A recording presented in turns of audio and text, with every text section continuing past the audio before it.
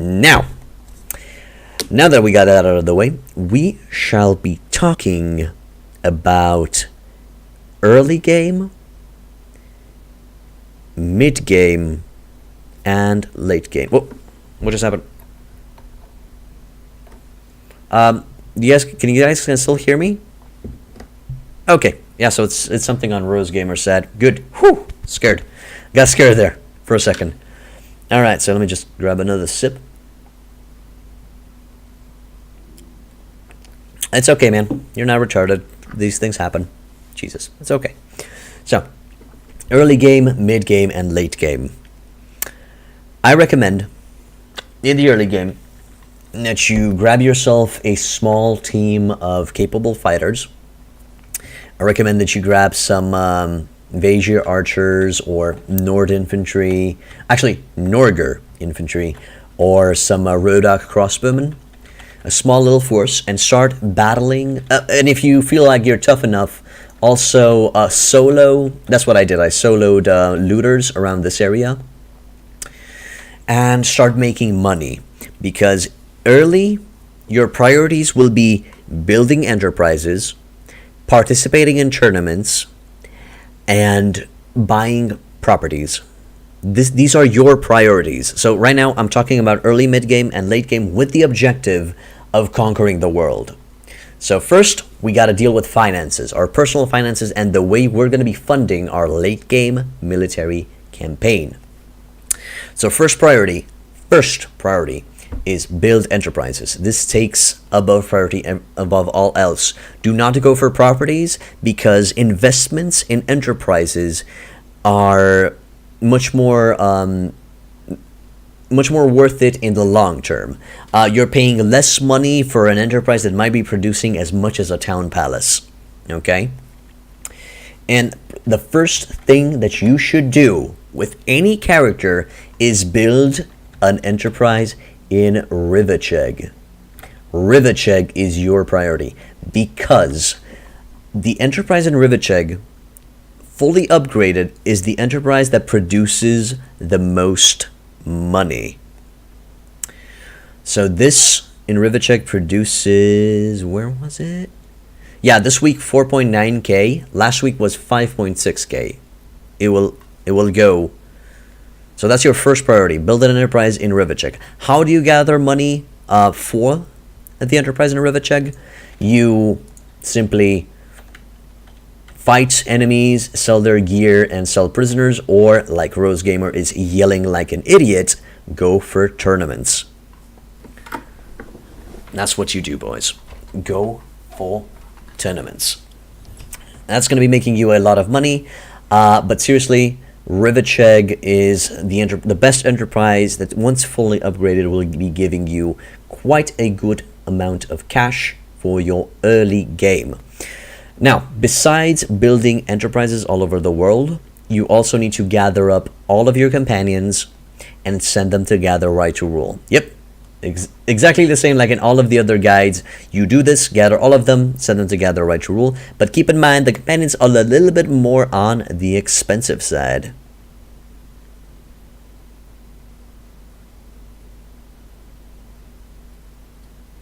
I'm sorry, Rose Gamer. What? U475?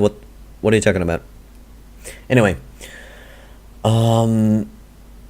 once, as we talked about in the enterprise section, making enterprises will take quite a lot of time. So in the meantime, I also recommend that you keep on praying each day for that piety system, so you can increase your charisma up to 21 as fast as possible.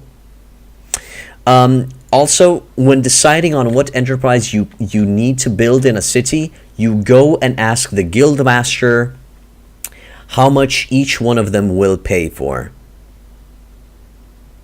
Okay, Rose Gamer, yes, you've modified the tournament system to get more money. We get it. Yes, you can also modify the tournament system from the options and from the tournament settings menu to maximize the betting cash, but I feel like that's cheating, and I'm not going to go into that. You can do that on your own. All of the sliders are over there, and you can make a shit ton of money that way. But even a normal tournament will be giving you a lot of money. So keep that in mind. Okay, so what else in the early game? So once you've sent the companions to gather the right rule, remember to keep your first party of companions that I've discussed on in the companions and saleable parties section. So you prepare them to become vassals and prepare them to provide you with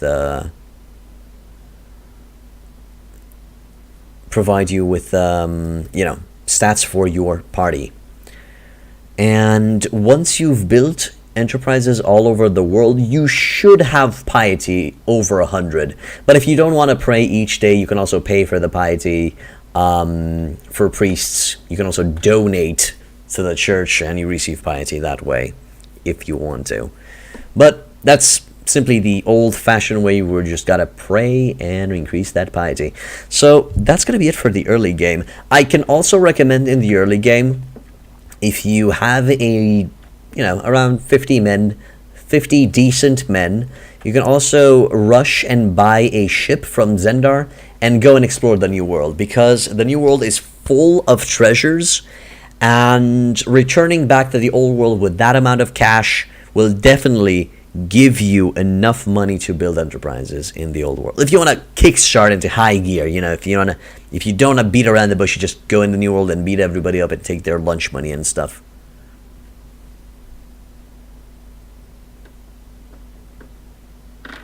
No big cuck. I haven't noticed any performance issues with my 1060. And yes, I am on the latest driver. Okay. And I think that's pretty much it for early game. Once you have enterprises all over the world, and you've sent all of the companions together, right rule, and you have the first companion party, with the extra money that you're going to be making, I recommend that you start buying town palaces as properties and rent them out. And you're going to be perfectly fine to enter the mid-game. Now, for mid-game, usually it's the time for me when I prepare to create my own faction. This is the time where I try to marry somebody, or I try to join a faction and be on their side for a little bit of a while to make some friends, or stuff like that. But this is your choice. And that was my choice. You can do that, or what you need to do in the mid-game is you need to decide where you want to start your kingdom from and do the preparations to do so. Now, the worst place to start your own faction is the New World. If you start your own faction in the New World like I did, which is simply a logical decision, because the Aztecs are the weakest faction, so it's the easiest to kick their ass. They're the easiest to kick their ass. The problem with creating your own faction in the Aztec territories is that you cannot build or manage towns of the Aztec variety, of the Aztec culture. You cannot build or manage them. You don't have access to a tavern. You don't have access to an arena, and their marketplaces have zero cash. This is a very bad decision, and you're missing out on your kingdom management by a lot. If you create your faction from here. So stay the fuck away from creating a faction over here. Now, some good locations where you can start your faction from. The idea is you need to conquer a city, or you need to force a faction to refuse to give you a fief so you can rebel and declare your independence. Okay. Good locations. Zendar. Zendar's my favorite, but I'm going to be explaining soon. Zendar is a good location. Rivacheg is a good location. Okay, reasons. Rivacheg because in the northeastern corner, corners are easily defendable. Werchig, corner, easily defendable. Zendar's not that easily defendable, but because their troops are so weak and they lack shields, you can murder them from afar and take Zendar easily. And that's what I did. I took Zendar first. Well, no, actually, took the New World first, and then I took Zendar. How I did that, we're gonna go in a second. What other locations are good? Yeah, as Rose Gamer said, from the Khergit territories, you can take one of the Khergit towns because, again, they're very weak. They're a very weak faction. You can also take Berry, but you're going to have to fight against the Turgan Horde, so keep that in mind. But again, it's a corner. It's easily defendable. You can also take Hierosolima, but that's going to get you in trouble with both Christians and Muslims, so be aware of that, depending on your religion. And some people even like to attack the Mithridian Empire because it's so isolated, and you can do that and go from there. But they're pretty strong, so I don't know. It's your choice. What I did was take Zendar. So the first thing that I did, which felt easy. Actually, I'm gonna reload and see. Am I still building that castle? Good. No, I'm not. So the first thing that I did was build my own castle. I've built my own castle and I've gathered forces there. I've gathered a good 250 men. Good contingency of high-tier troops, 250 men. If you build your own castle while not being a vassal of any faction, you will automatically create your own faction this way. Practically, if I had only Invasion Point Castle, I would start my faction from right here. Right here. Okay. Why did I do this? To have a lot of men. Mainly, I've created the castle because I have the army size bug. So just to have reserve troops, I've built the castle over there. The army size one, you shouldn't have it anymore because it got fixed as soon as people started a new playthrough after the latest patch hit.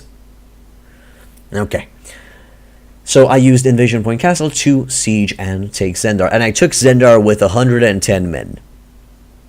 Just 110 men, utilizing only Rodok crossbowmen because they're so fucking good in sieges and in fields all around. I swear Rodok crossbowmen are outclassing the gun troops.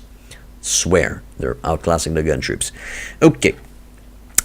So that's how I started my own faction. And thus we reach the late game. So, in the late game, you have your kingdom established. And I do recommend that you follow all of the kingdom management tips and points that I've mentioned in that topic. What do you do from there? You pick your targets. In my case, I took Zendar. I've focused on eliminating Zendar from the world map. And then I decided what faction's troops will I want to utilize most. I want to utilize Rodoks, so I focus on eliminating the Rodoks first so I don't receive the morale penalty from utilizing their troops.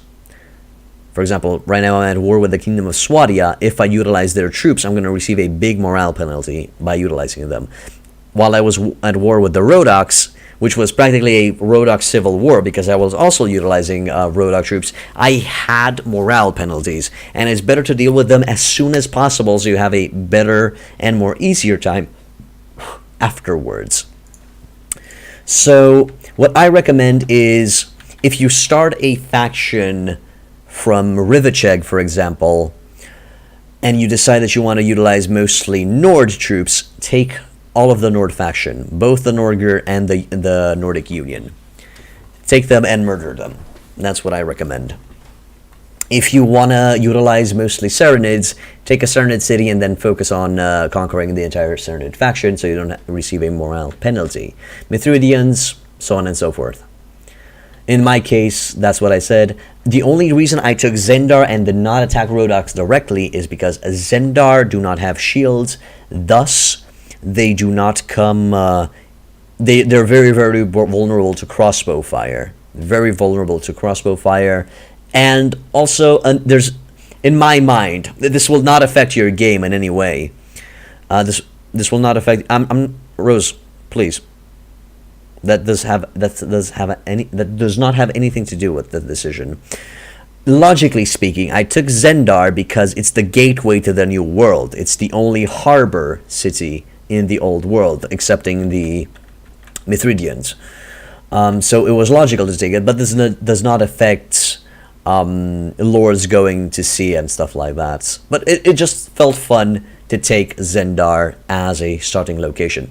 So a good idea to take a city is to build a castle next to it, mass recruit troops, and utilize those troops to attack a castle, take Zendar or take whatever city you wish, and then reinforce both garrisons with the troops that you've gathered from the castle. I already mentioned the chests in Uxkhal, Rose. You're too late.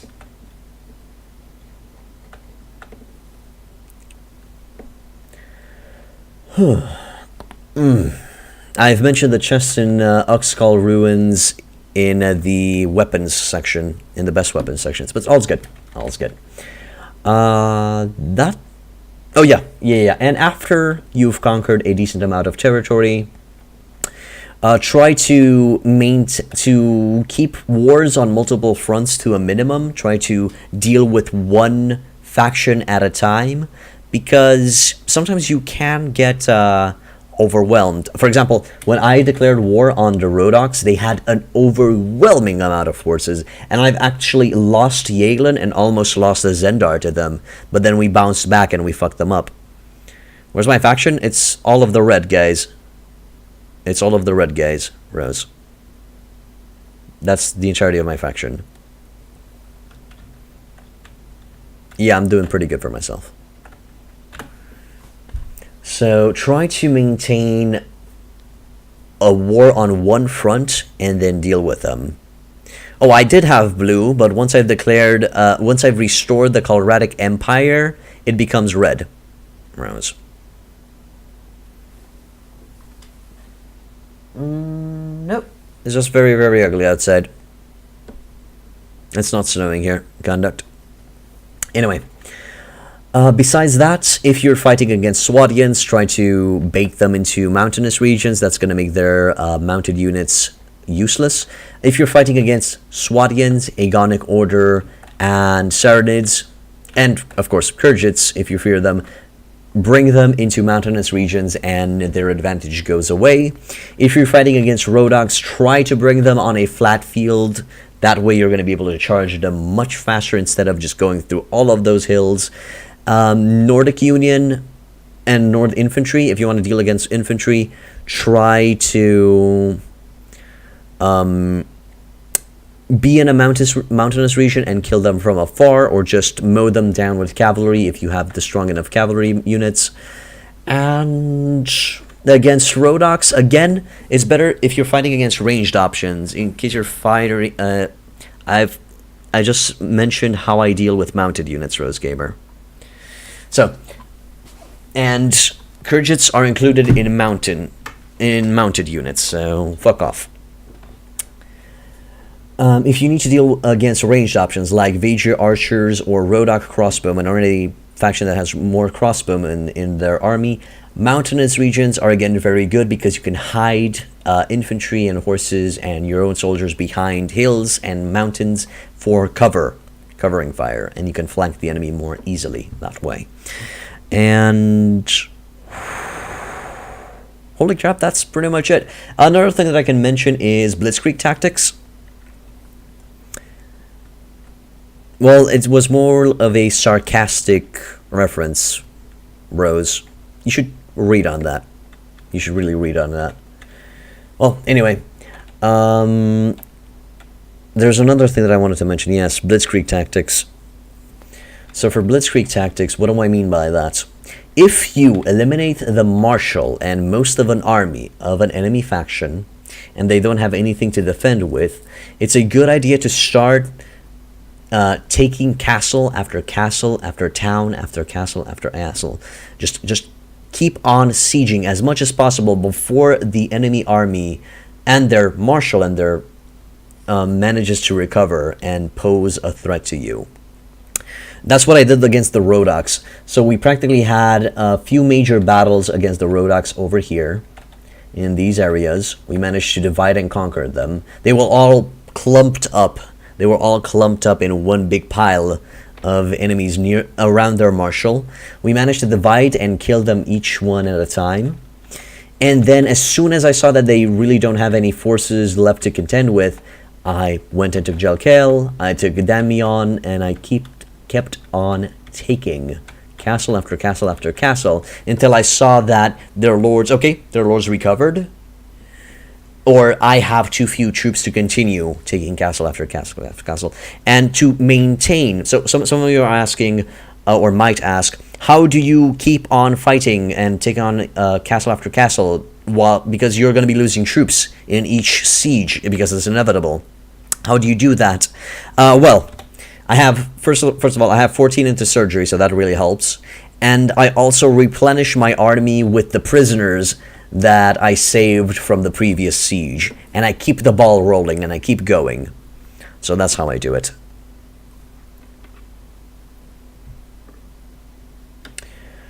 Whew. Okay. Yeah, that's pretty much it. Also, again, like in the other guides, I recommend that you give your vassals an area of influence. An area of influence. So, for example, if, in my case, in this faction, I gave Lord Theodwyn all of the fiefs in the New World. These are all defended and ruled by one lord. I gave all of the fiefs in these territories to another lord, all of the fiefs over here to another lord, all of the fiefs over here to another lord, and so on and so forth, to keep defensive proximity. So he's able to be everywhere at the same time, not long distances. For example, if I give this place, Randy Castle, to a vassal, and I give Teverin Castle to that same vassal, he's going to have a hard time traveling between the castles and defending both. That's why, again, I recommend that you give them spheres of influence. That's how I'm going to call them. Spheres of influence, so they're going to be more easily defendable by your vassals, and it's going to give you a much easier time to continue on fighting. I don't know, because I'm going to be taking Aldurias today, after the guide. Because I also wanted to confirm that I can restore the Colradic Empire without Aldurias. I know you referred that to conquer the town. Well, anyway, that is pretty much it. Hopefully, if I forgot anything, I'm going to be adding them in a new video or something like that, or if you have any questions, or if I forgot any topic. But my god, I think this is a 4-hour video. I think this is going to be a 4-hour guide. And my voice is kind of going away. So I'm going to be putting all of the topics in the description of the video. And you're going to be able to visit all of the topics from there. Thank you guys for watching, and I wish you boys a wonderful day. And if you like what I do, please hit that follow button or subscribe if you're on YouTube, and hit that like and the notification bell. It really helps me out, makes the channel more awesome. Ugh, my voice gives me super strength. What am I gonna do? And wish you boys a wonderful day. Bye bye.